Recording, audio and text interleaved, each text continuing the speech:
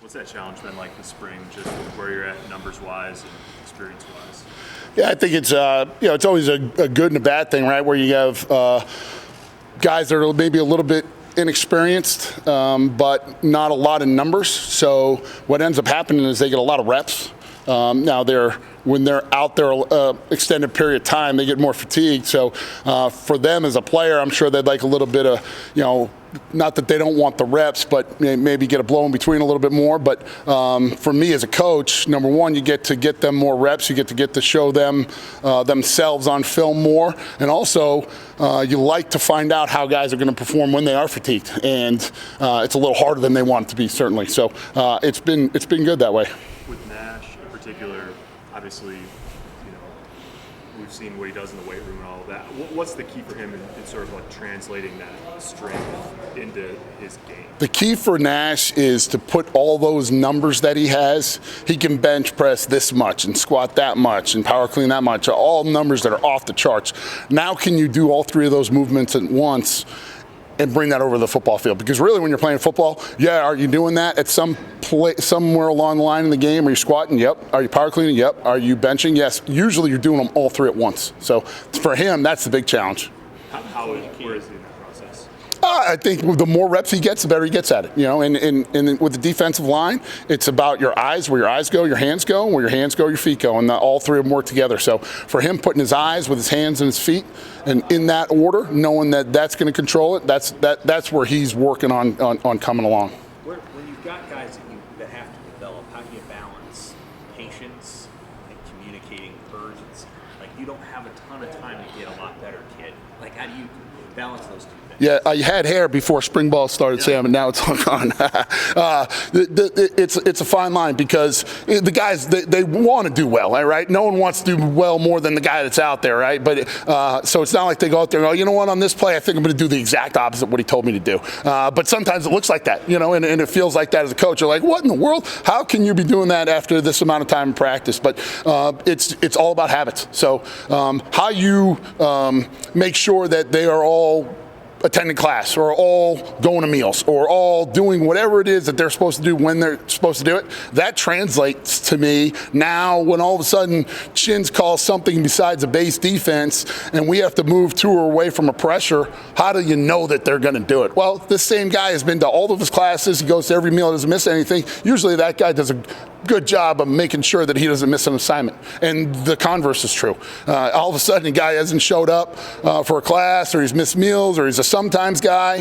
When he goes out on the field, he's probably going to be a sometimes guy. Sometimes he makes a play and gets a ret, and sometimes he's in the wrong gap. So I think those translate, and just developing the habits and continuing to do that with these guys. And our guys do a really good job with it, and it's just got to be an all-the-time thing. So we got to continue to make sure that it's not, hey, I did it 9 times on the 10th one. It wasn't important enough to do. It's got to be 10 for 10 all the time. What grade would you give your defensive line guys right now at this point in spring practice? Well, I think that it's still probably a work in progress. I'm not going to sit here and say, I flunked them all because I'm such a hard grader and, I want them to win the Super Bowl. And at the same time, we're not A-pluses, certainly. We need to, there's areas that each guy individually has to get better at. And I think it's a lot like guys like to do what they're pretty good at, so it's harder sometimes to get them to do the things that they need to work on the most, so getting the guys to work on the things that they're deficient at is the most difficult challenge. So I think if I was going to have to grade him, I would have to look at, hey, these are the things that he did well, and I would grade that on a certain level. These are the things that he really wasn't good at but got better at. That may look a little bit different. So Who among those interior linemen is a vocal leader?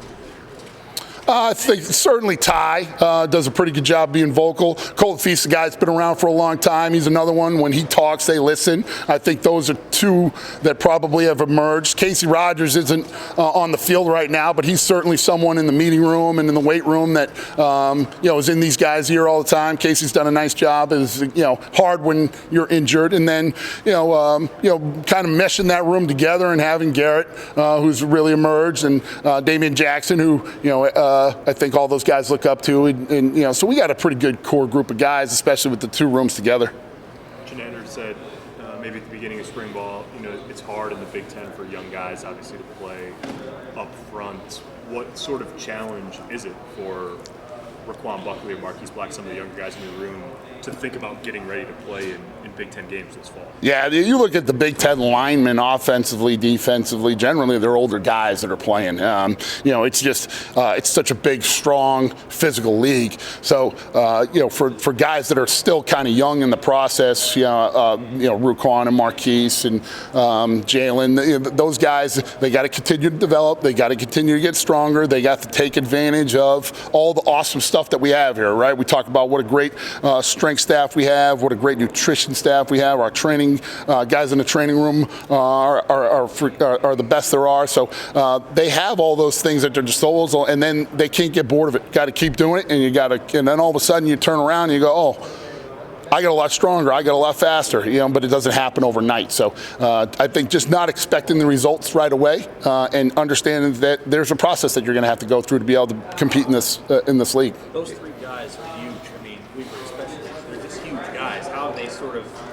How are their body movements starting to maybe mold to actually playing the position and not just being huge? Yeah, I think that, Jalen's one of the biggest guys I've ever come across, including in the NFL. And, he's also underneath that hugeness. He's a great athlete. You see him all of a sudden burst and you go, man, I didn't know something that big could move that fast. And, so see those guys kind of, I think, start off almost deer in headlight a little bit, where they didn't know where they were going and what to do. This big bodies, and all of a sudden maybe it takes two guys to block them. To now, hey, you know what? This is a big body that's going to take two guys to block them, and all of a sudden you see them flash across because they're starting to understand, where they're supposed to go, and the different calls. Hey, maybe they had a bunch of reps of the base calls the first week or so with that young group. Chins didn't try to stress them out mentally too much. Now all of a sudden they're getting some blitzes in their repertoire. So they're starting to move around and do some things. So that's been fun to watch. Do you feel like you have a true nose tackle? Yeah, I think that with the amount of odd that we truly play, Nash is a guy that was brought here to play nose, so he's the layup one for me. As we go into that three down front, you'll see Nash out there in the middle, and then Colton Feast can play it. Certainly, Ty has played it. Casey, when he's healthy, he's played it, and then Jalen's a big guy that as a young guy that we're starting to get him some reps in there too. With the way Do you think that you're going to play a little bit more 3-4 than you thought you were going to play? I think it depends week to week on who we're playing, what the scheme is, probably what we're getting better at, or not. So I think that that's something that's definitely in our repertoire. It's something that Coach Diener feels comfortable with, something I feel comfortable with. So I think that you definitely will see that from us. How much, I think, is to be determined. with the way college football is now, sometimes if you're lacking in depth somewhere, people from the outside will look at it and say, well, just add a guy from the portal or whatever. Is it a different challenge when you're talking about the trenches in terms of if you had to go out and finding a guy that has real experience and you think it holds up? Yeah, I think that's a very good question. I think that it's hard to find guys in the trenches pre-transfer portal, and it still is. Finding big guys that want to play and are good enough to be able to be physically there, I think is a challenge. And then the portal brings on a whole another list of challenges. We used to say when I first started coaching, I had a mentor that would tell me, hey, there's no waiver wire in college football. These are the guys that you have. You got to coach them and make them better. Well, now there is a waiver wire. It's called the portal, and guys are jumping in, and some guys leaving, some guys coming, and you don't know yet how that recruiting process is going to truly go until we've been through this whole entire cycle. But it's been crazy so far. What have you seen on Mosai so far in camp? Yeah, so Mosai is a guy that's got great twitchiness. He's got bouncy feet. He's light on his feet.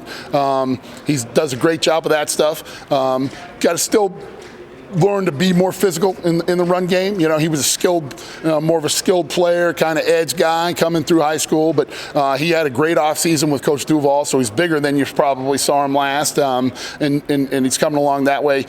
Just learning to play square to the line of scrimmage, with that new strength, opposed to trying to out-athlete guys all the time. At this level, those guys across from us, they're big and athletic, so we got to do a good job of staying square and using our athleticism, but also being able to tie that into the strength. So it's hard to run around that 400 pound. Yeah. They used to say $5 cab ride. You might have to get an Uber to get around him. He's a big guy. What do you need to accomplish with this spring game coming up to make this a successful spring? I think the last week of practice, this week and really the first half of next week, I talked to the guys about making sure that we don't miss those days as far as being able to add to what we've done so far. You can't kind of coast yourself into the spring game when you only have 15 opportunities total in the spring. So the challenge for me is making sure they understand each one of these practices is like a game for them. They have to hit it and prepare it. You have to perform like it's a game, and then head into the spring game, and then, that we get a chance to get out there. And some of the guys that haven't had a lot of reps in Memorial Stadium get to get out there and be in front of the crowd and get to play. I think that's kind of the reward at the end of spring ball. But we got to make sure we don't miss any of these practices as far as how much better we get. Is defensive line unique, and is it harder to get all the things in that you need to get in? I know as an assistant coach, there's always a laundry list of things that you want to get better at, you want to get in, but at the same time, you want to get so good at doing your base stuff that you can do it, basically with your eyes closed. So it's always balancing the fine line. How much are you putting in to say that you got it all in, or how much are you cutting back to make sure that you're really good at your techniques and fundamentals? So probably, as a D-line guy, of course, you think that this is the little world that I live in, so you always think it's difficult, but I think probably we all have a little bit of that, just position by position.